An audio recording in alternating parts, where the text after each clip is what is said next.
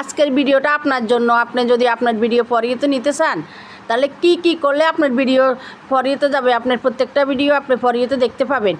তো হ্যালো বন্ধুরা, আসসালামু আলাইকুম। আজকে আমি গ্রামের মাটির চুলাতে রান্না করার জন্য আসছিলাম। আমার কাছে বৃষ্টির দিনে গ্রামে মাটির চুলার রান্না দেখতে এবং রান্না করতে অনেক ভালো লাগে, তাই চলে আসলাম। তো এখন আমি এখান থেকে চাল ধুয়ে নিতেছি বৃষ্টির পানিতে।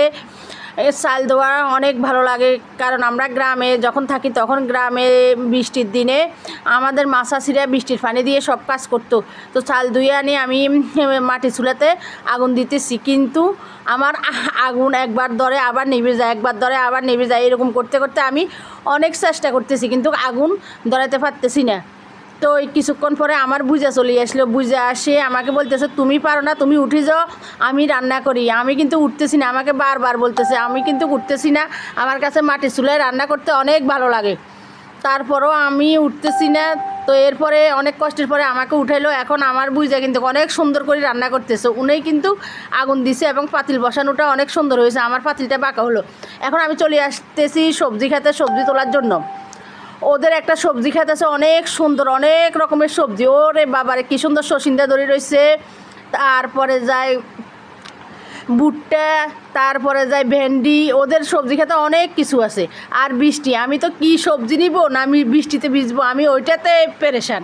আমার কাছে বৃষ্টিতে ভিজতে এত ভালো লাগে, তো আমি বৃষ্টিতে ভিজতেছি। আর মাঝে মধ্যে দুই একটা করে সবজি নিতেছি। এখান থেকে আমি কিছু কাঁচামরিচ নিতেছি, অনেক সুন্দর সুন্দর কাঁচামরিচ। তারপরে দেখতেছি ওই যে কচু গাছের মধ্যে লতি, তো আমি আর একটা কয়েকটা লতি নিব। তো আপনাদের সাথে শেয়ার করতেছি। এখানে একটা মাইরে অনেক বড় হয়েছে, ওইটা কিন্তু মাংস দিয়ে রান্নালে অনেক মজা হবে। তো আমি কি বৃষ্টিতে ভিজবো না সবজি তুলবো, আমি ওইটা নিয়ে ব্যস্ত আছি। এই যে বৃষ্টির পানিগুলো আমার কাছে অনেক ভালো লাগতেছে, আমি বৃষ্টির পানিতে দুষ্টামি করতেছি। অনেক দিন পরে বৃষ্টিতে ভিজতেছি। বৃষ্টিতে ভিজলে আমার আবার জ্বর আসে, তারপরেও আমার কাছে বৃষ্টিতে ভিজতে অনেক ভালো লাগে। তো ওইখান দিয়ে ছিল কিছু ভেন্ডি গাছ, ওইখান থেকে আমি ভেন্ডি নিছি। আমি আজকে অনেক আইটেমের সবজি নিছি, অল্প অল্প একটু করি। ওই অনেক আইটেমের সবজিগুলা রান্না করলে অনেক মজা হবে।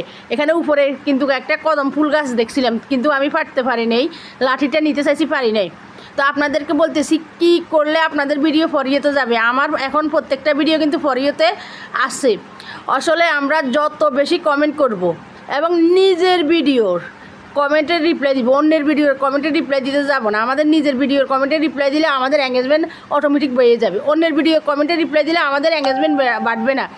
অন্যরা আমাদেরকে ভুয়া পরামর্শ দিতেছে, আমরা ওনাদের ভুয়া পরামর্শ না দেখি আমরা কমেন্ট করব, তবে প্রশ্নমূলক কমেন্ট করব।